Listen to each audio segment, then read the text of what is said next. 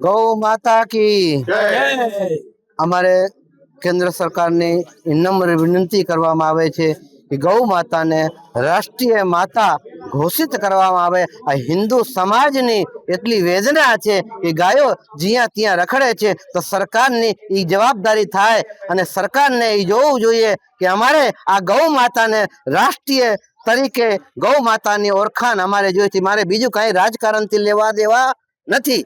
બોલો ભારત માતા કી। આપણે ગાયને રાષ્ટ્રમાતા જાહેર કરવી છે એના માટે થઈને આ કાર્યક્રમ છે, આંદોલન કરવામાં આવેલ છે। ગાય છે એ એવી રાષ્ટ્રમાતા એટલા માટે આપણે ગાયને માતા માનીએ છીએ કે કોઈ પણ પશુ છે એનું દૂધનો ઉપયોગ થાય છે, પણ ગાયનો તો મળ અને મૂત્રને પણ આપણે પવિત્ર માનીએ છીએ। ઋષિ મુનિઓ એના હવનમાં પણ એનો ઉપયોગ કરે છે। ગાયની અંદર સૂર્યકેતુ નાડી છે જે સૂર્યના પ્રકાશને સીધો ગ્રહણ કરી અને દૂધમાં સુવર્ણ ક્ષાર આપે છે। તો આવી ગાય જે માતા સમાન છે, આજે એની કતલ થાય છે, આજે એને રખડતી મૂકી દઈએ છીએ, એ આપણા માટે ખરેખર યોગ્ય નથી।